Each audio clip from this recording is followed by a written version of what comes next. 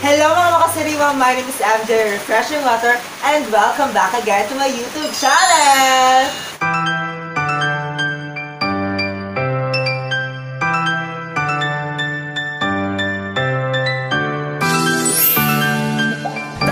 And yes guys, for today's video, nakita nyo nga sa vlog ko before na bumili kami ni Ate Christine ng mga pang-decor dahil gagawa nga kami na Christmas, hindi kami gagawa ng Christmas tree.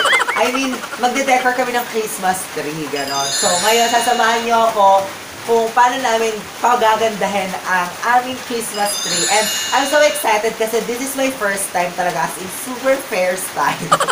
Kasi sa bahay namin, hindi kami nag-Christmas tree or hindi kami nag-decorate for Christmas and everything. Parang, siyempre sayang kasi yung gastos pag magde-decorate pa. Pero, ngayon, sa tulong ni Ate Christine, makakapag-decor tayo. May experience natin paano mag-decor. At saka, yung diwa ng Pasko. Maraming salamat kay Ate Christine at kay Dico. Pero ayan, ngayon samahan niyo ako guys kung paano natin papagandahin ang Christmas tree nila Dico at nila Ate Christine. Alam na. Selfie ka, girl. Pang-thumbnail. Boom! So, ito yung Christmas tree. Inassemble na namin to kanina. And ayun, papagandahin na lang namin siya. So, let's go! Ate, ito na natin.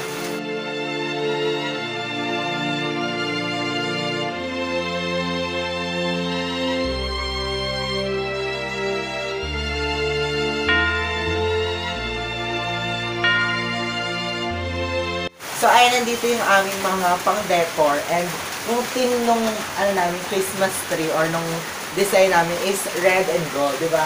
Si Ate nag-vision nun eh. So, kaya? Gold and red. Ayan, siyempre merong Christmas ball. Christmas balls. So, marami. Ang tawag dito, garlands ba? Flowers. And red and golden. 18 pesos dahil. Di mo kaya. Christmas light. Color yellow. Oh, di ba? Wala kami nabili mo red. True, wala kami nabili mo red. Tapos ribbons. Di mo kaya dito. Ano tawag nito? Basta ganyan, pang ganun din. Sa mga garland sa bahay ito, sa kabilang bahay.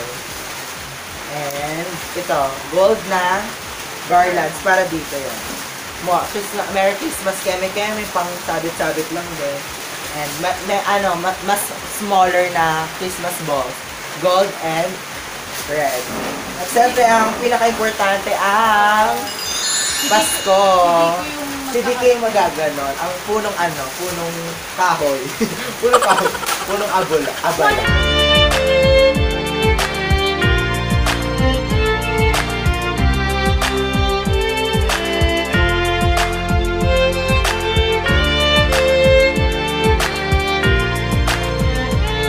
Ayan na, ganyan na po.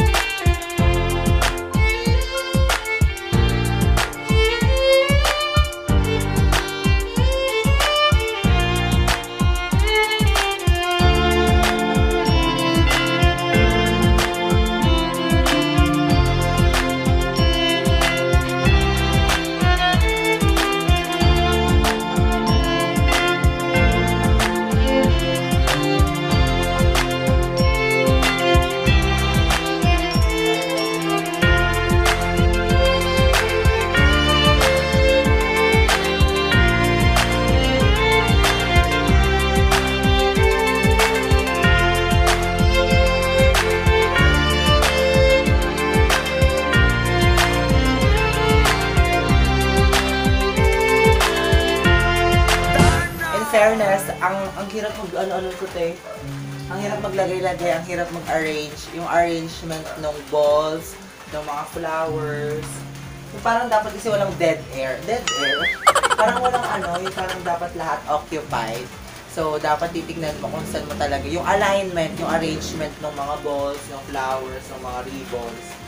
dapat, ano siya, tawag doon, appropriate. Appropriate. Pero ayan. Ginagawa namin yung best namin para makagawa ng maganda. Pero sa personal, maganda siya tingnan. Bakit saan ba? Sa personal lang. Parang daw kasi, tingnan mo, parang gulo-gulo dahil. Oo nga. Diba? Pero sa personal, ang ganda. Hindi makita yung mga boss. Oo, hindi nakikita yung mga boss, hindi na-appreciate. Pero maganda po yan sa personal. Bisita na lang po kayo dito sa amin. Niyaya pa yun.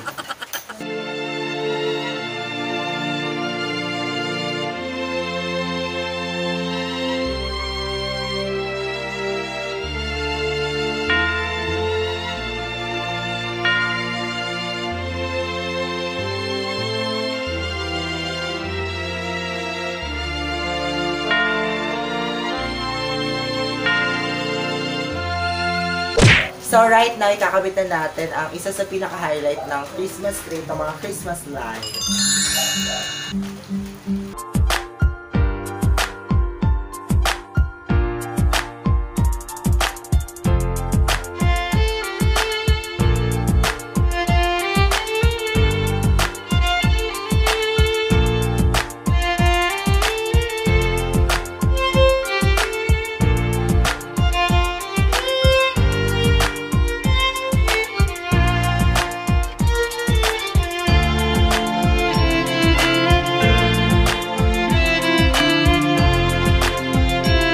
Kabit na po ang star.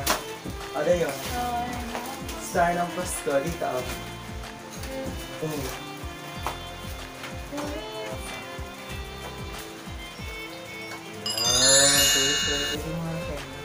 Yay! A few moments later. Wow! Pretty! Oh, pak. Ayan, ang ganda. Lagyan natin ng green M. Ang ganda, pag ano lang, kapag pinakikita lang yung buksan nyo, tapos ito wala.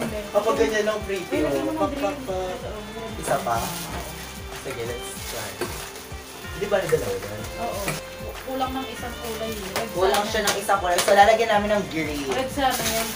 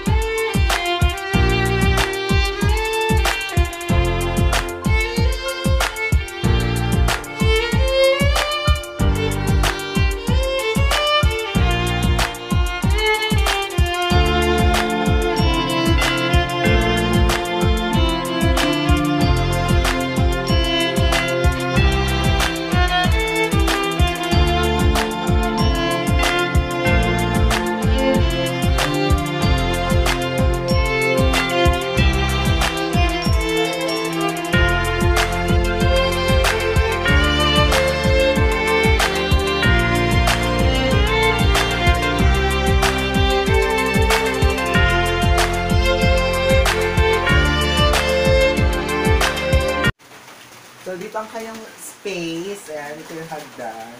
So, nalagyan natin siya ng ganyan. So, hindi siya yung ano doon. Hindi yung start. Siya siya doon.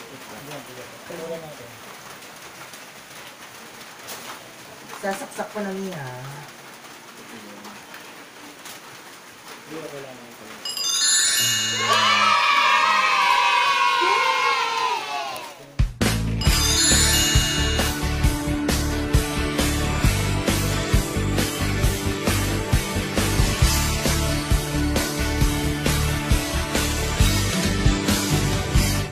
Nadarama ko na ang lamig ng hangin. Naririnig ko pa maliliit na tinig. May dalang tansang pinagsama-sama, ginawang tamborin.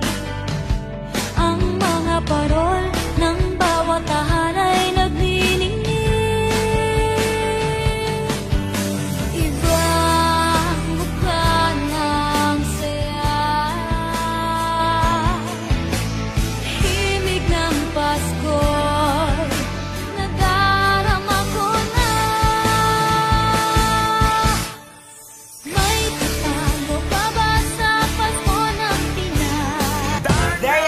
guys, ito na ang ating final product. Tcharan! So, ayan. Ito na ang ating munting Christmas tree. And, ayan, I'm so happy and I'm so grateful. And then, sobrang saya ako kasi parang, di ba, ang ganda tignan ng may Christmas tree ka sa bahay. Parang, ramdam na ramdam mo yung diwa ng Pasko.